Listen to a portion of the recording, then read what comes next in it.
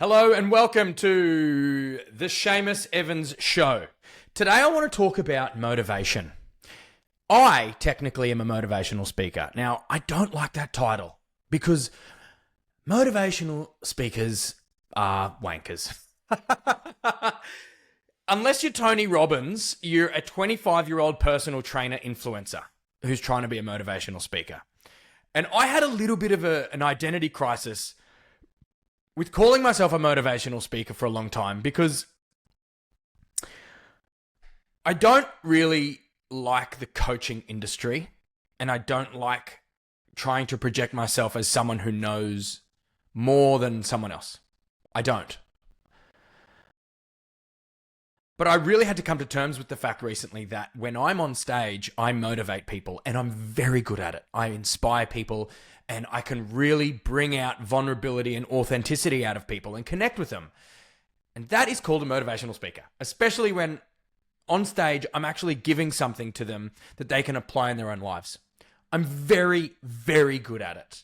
I just didn't want to be branded as one of those because of a lot of the negative douchebags that are calling themselves motivational speakers. Anyway, I have really investigated and researched a lot about motivation for a few reasons. One, some days I'm really motivated and other days can't get off the couch. And especially with this influx and uprise of social media influencers who are up at 4 a.m. every single day and they hold plunge and then they do 1 million push-ups and they're making a $10 million. And it's like, but dude, I'm not in the mood. I don't feel like that today. I actually feel like not doing anything and not talking to anyone. And I'm a bit miserable because I didn't get the best sleep last night. And actually, all I want to do is sit down and watch TikTok for an hour or so because I don't like the stresses that I've got in life. Because I get it. It's very hard. Those people who project that life and are the Tony Robbins-esque high successful flyers, they're either actually truthful and doing that, but that's 1% of the population, or two, they're lying. As someone who I have really struggled with my motivation because, you can argue neurodiversity. I'm not going to argue that because talking about the dopamine levels and the ups and downs, and I don't like kind of using my brain as an excuse. If the aim is to get motivated, then learn how to get motivated. Doesn't matter what diagnosis you have or what your situation is, it doesn't matter. It's irrelevant. Your goal is to get motivated every day. And some days it doesn't work. So I have experimented with countless different ways. And a lot of the times, I can't get off the couch. A lot of the times, I can't get out of bed. You can argue it's depression, whatever it might be. I don't care. What it is the fact that I'm a human being. And some days, I don't want to do it. I don't want to work.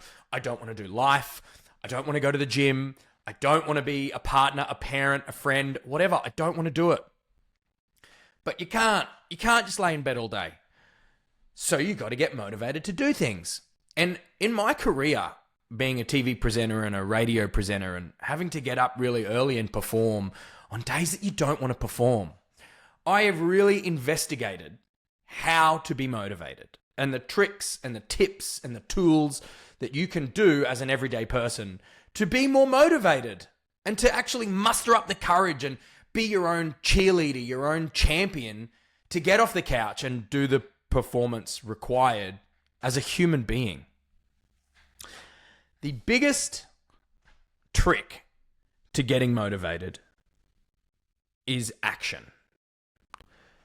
Now, let's be very clear.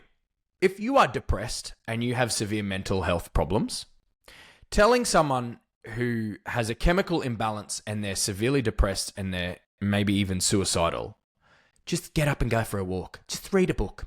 Just get up and go for a run. Exercise. It'll be good for you. That's almost impossible. So I'm not talking about that. If you're in that category, seek professional help. There is a way out. I'm talking about the larger population who just lack the ability to kick their own ass. a lot of the time we will be influenced by influencers, actors, celebrities, sports stars, you name it. And typically these people are high performers. And we can't apply the techniques they use to be motivated in our own lives because we're not those high performers. We're everyday people. So those types are like doing the cold plunge. They're doing the 4 a.m. They're doing the push-ups, the run, whatever. Okay? God bless. Go for it. Now, if you're not in that category, because you have to build up to that. Like, I've gotten to that level before. It's a management thing. You're up at 4 a.m. every day. You're having a cold shower. You're going to the gym at 4:30. I've been there and I can do it. I've done it. You have to keep doing it. But then you have a child who won't sleep and you've got to sleep in their bed and you wake up every night, every couple of hours. Or whatever it might be. Life gets in the way, man. Not everyone can maintain that. So then you go back to scratch and you can't get out of bed. You're feeling a bit miserable. And you're like, I don't really feel like going to work. I don't really feel like doing that large task. Here are a few things that really changed my world. 1, to-do lists. And 2, action sparks motivation. Now, if you write down on your to-do list, if you're going from one extreme to another and you can't get out of bed and you're like laying there going, I don't want to do anything. And then you go, I know, I'll write a to-do list so I can really achieve a lot. And the first thing you put down is like a huge task of run a marathon or write a 2,000 article for your website or whatever it might be that is in your life that is a really big task that you want to do. You won't do it. Going from hot water to cold water is very difficult. But what you can do is baby steps. So instead of putting the hardest thing first, which is a fantastic productivity tip, which I will talk about later, and productivity, because I've also experimented a lot with how to get the most out of your day. I'm talking about you can't get out of bed. The reason why to-do lists are so good, because when you cross something off your list, there's a sense of achievement and there's a dopamine release. Because you've done something. And remember, action sparks motivation. So the trick is to start with very small tasks to make you feel better. At the moment, I am obsessed with doing Brazilian Jiu-Jitsu. I'm 3 months in. I've got my first stripe on a white belt. I suck. But my goal is not to get to a higher belt, is not to become the best. It's to turn up minimum twice a week. That's my goal. Even if I turn up and I sit down and I don't learn anything or I don't wrestle or whatever it might be, my goal is to turn up. So every single time I go, I tick that off and I feel better because it's a very hard martial art. It's a very hard skill. It's really complex. But every time I go, I get a dopamine release and I feel like I'm getting better. So it makes me turn up because I've achieved my goal. So if we kind of go back to not being able to get out of bed, maybe the first thing on the list is take the blanket off. Or it might be take your socks off underneath the doona. Or it might be watch a video on YouTube. Now, these are things that are very easy to do in your current situation. I have really experimented with watching motivational videos on YouTube. Dude, do you know how many hours of motivational content there is out there of our idols? Arnold Schwarzenegger, Denzel Washington, Joe Rogan, you name it. All these people who have like 10-minute videos of really inspiring motivational videos. Sometimes if I'm not in the mood, I'll listen to one of those while I make a coffee. So imagine that. You're laying in bed. You're like, I couldn't be stuffed today, honestly. I just want to scroll through social media. Okay. Then keep scrolling through social media. But the first thing is on your list is watch a motivational video from Arnold Schwarzenegger, okay? And his 7 tips to being a useful human being, okay? That's tip number 1, which is going to be in the link in the description of this podcast episode. So then you watch it and you're like, okay, great. The second thing on my to-do list is to take my socks off underneath the doonas. Then the third thing is to take the doona off. Now, you've started ticking those things off and you've got a dopamine release. Then you start feeling good because action sparks motivation. And finally, the fifth one will be stand up out of bed. Okay. So now we've got a step-by-step how to get out of bed.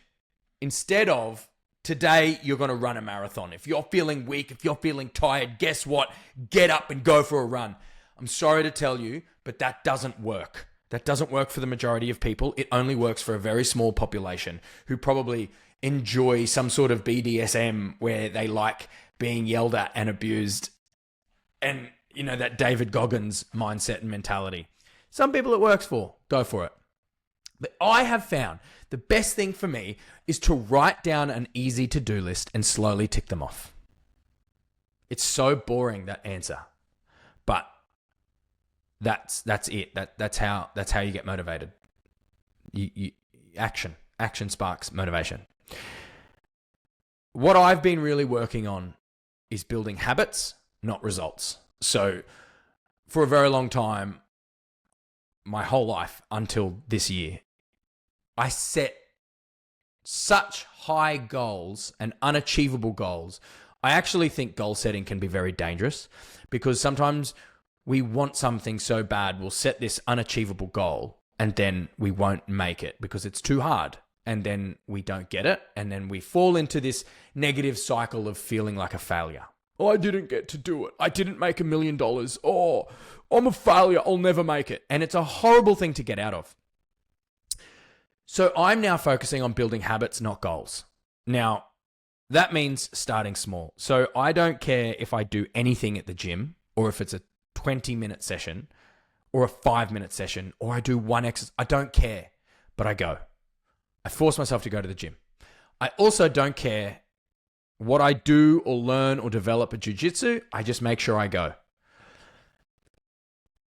Then, actually, when it comes to productivity, which I will touch on, which does actually contradict what I'm saying, there is a technique from a book which I love called Eat the Frog.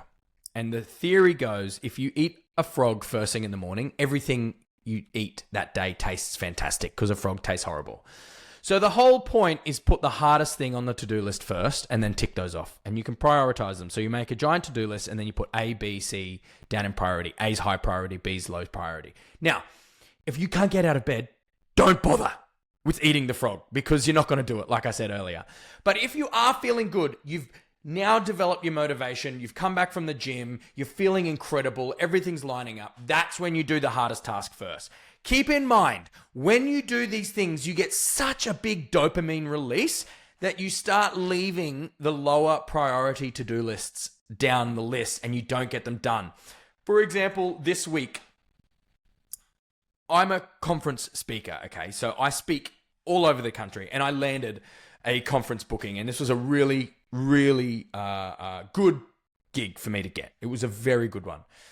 And when I landed the deal and we solidified the contract, you name it, it was only 10 o'clock in the morning. You know what? I gave myself the day off. I was like, dude, you got to take those wins. And I could have sat there and be like, no, man, you got to work. You got to work till 12 o'clock every night. Every day, 8 days a week. I was like, take that win, bro. Just like George Costanza when he wants to finish every day on a funny note. And so every time he makes someone laugh, he quits the day. I did it and it felt great and I deserved that day off and I did whatever I wanted. It was awesome. I think it's really important to appreciate wins because sometimes we get stuck in a dream. We get stuck in a goal that is a dream and it's unrealistic. And if we don't achieve it, we get depressed, we get frustrated, we get down on ourselves, we speak negatively about ourselves and we beat ourselves up. And I don't think that's right. What I have come to learn in my 34 years on this earth, that you must celebrate the journey, not the destination, because the destination is death. For a very long time in my career, television host, radio presenter, stand-up comedian, you know it. I had an awesome career. And I got to see so many parts of the world, of this beautiful country. I got to meet beautiful people. I got to have really great experiences. But the whole time I was depressed because I had this goal in my mind of being a talk show host, okay, like a Jimmy Fallon. And every day that I wasn't doing that Jimmy Fallon talk show host, I was thinking myself, I was like, oh, I'm not good enough. I'll never make it. Dude, I wished away such an amazing career. Only to realize now funnily to say, at the end of my broadcast career, it was only then I realized the journey was awesome, but I didn't appreciate it. And now, as a motivational speaker, a professional speaker, an MC, a corporate trainer, a media trainer, a podcaster, a YouTuber, a father, a partner, whatever, I now really try and appreciate the journey and the day to day. So on the days that I can't get out of bed, I try and appreciate it. And if I want to give myself a bit of a rest, I give myself a bit of a rest. If I'm in a mood where I'm very motivated, I'm inspired, I'm passionate, I'm empowered, I appreciate that journey. We need to understand that life sucks. Life is really hard. And we are all suffering. Only recently, strangely enough, a lot of people kind of bring me into their lives to solve a problem. It's a weird, natural behavior I've noticed from people. They reach out to me and ask for help. And sometimes it's a family problem, sometimes it's a social, I don't know. But I've just noticed it. And recently I was pulled into a dispute between neighbors. And I know these two people. I know their backgrounds. Both of their backgrounds is quite traumatic. And I noticed neither one of them knew the other person's background. But in this dispute, they were kind of saying to each other, I've had a really troubled past. And that my past is worse than your past. And they were belittling the other person's struggle. And obviously, I'm not going to reveal to each individual what the other person's been through because they've told me on their own terms, and I'm not going to repeat that. That's not a nice thing. It's confidential. But I just noticed, hey, we do that all the time. We think what we've been through is the worst thing in the world. Because it is the worst thing in our world. But what I've learned is everybody goes through difficult, tough times every single day. We are all struggling. We are all trying to get through to the end of the day without any problems. You just get better at handling problems, or you get worse. And the little tips and tricks and tools that you can apply and grow in your arsenal to handle these small problems, for example, how to get out of bed, then you just get better at managing bigger problems. And I do believe in God, and I believe that He only puts you through something that you're capable of getting through.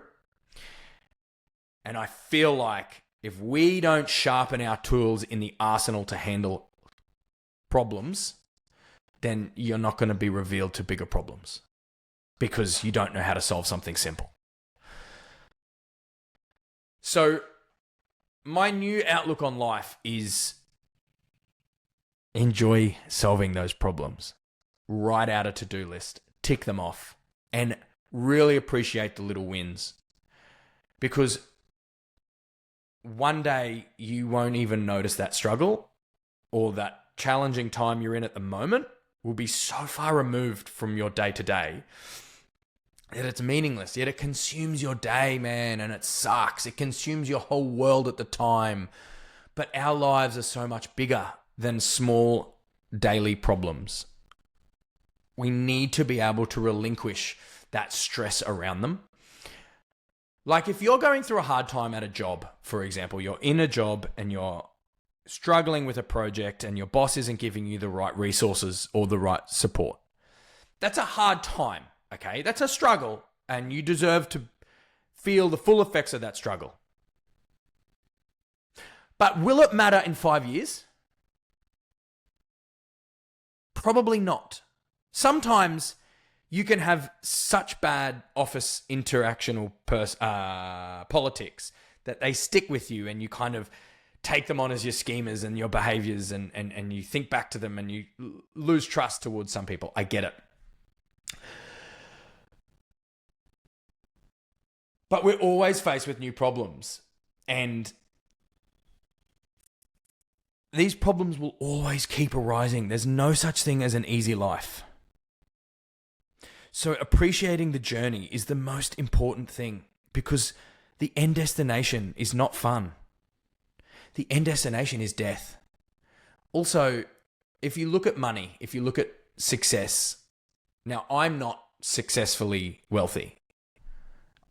And I think that's a scale, and I think that is a spectrum, and I think that's all relative to individuals and their ideas of success.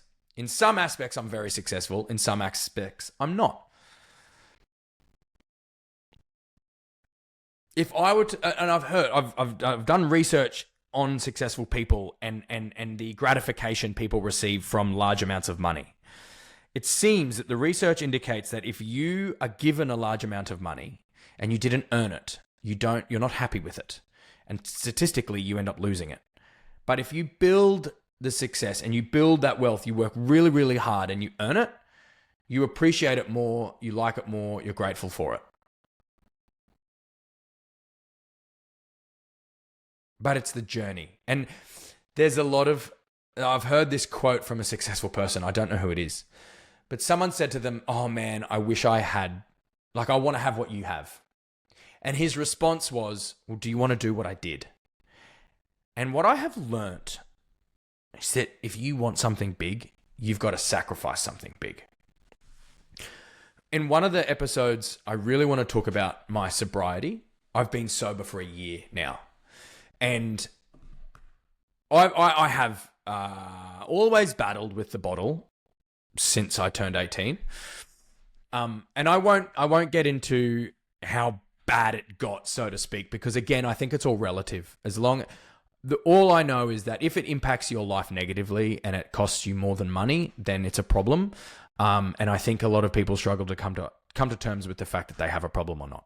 Regardless, I wanted to go sober. And this is the longest I've ever been sober. I've tried sobriety a few times prior, and I've never made it to the year mark. And I really took it seriously this time. And in order to do it, I used to have a ring. I used to have a ring that I loved. I got this ring as a gift. I bought it for myself, as a gift to myself when I landed my first breakfast radio job. It was such an achievement for me because I struggled for 8 months and I went through strong depression and rejection, and I had to build myself up, and I had to constantly apply for jobs. I had to constantly network, and I had to get myself out of a depression. And it was it was a struggle, a financial struggle, emotional struggle, you name it. And my first breakfast radio job, I was so happy and I wanted to reward myself. So I bought this ring. It was a stainless steel signet ring with a big crest on it, and it had deer antlers, and I loved it. I really, really liked it. It was a gift, and I wore it every single day for like 6 years, 7 years, long time. But I wanted to give up alcohol, and I wanted to be sober. And I remember thinking, I listened to an interview with Elton John, and he said in order to go sober, he wrote down a letter to his substances, and he almost wrote a broke up letter to say, if you're ever in a room, I'm going to remove myself. You're not good for me anymore, and I want to separate myself. So he actively did like a ceremonial breakup to his addictive substance.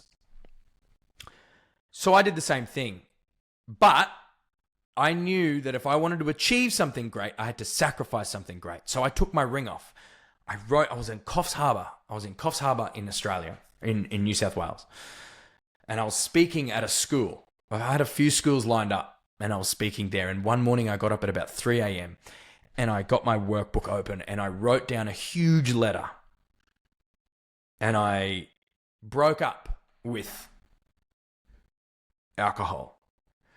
And I said, as a symbol of this breakup, to say that you are no longer a part of my life and I am breaking the chain right now, take this ring. This is a symbol. It's yours. I don't want it.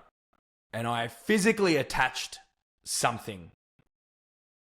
It was an act. It was a ceremony, because everybody in the privacy of your own home can promise yourself. But if it's not a big act, if it's not a big sacrifice, it means nothing, and we lie to ourselves all the time.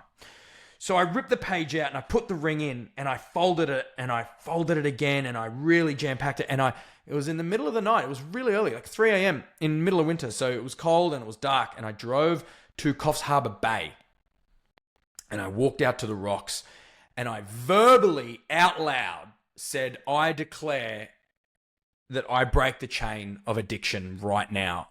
And I voiced it out, and I threw the ring wrapped inside the paper, and I threw it as hard as I could into the bay. And I've been sober ever since. And it was a really freeing moment. The point of this story is that when you have a goal, when you have a dream, when you have something that you want to be in your life, something you want to achieve, you must be willing to sacrifice something in order to get it. Nothing in this world is free. Nothing. It took me a long time to learn that.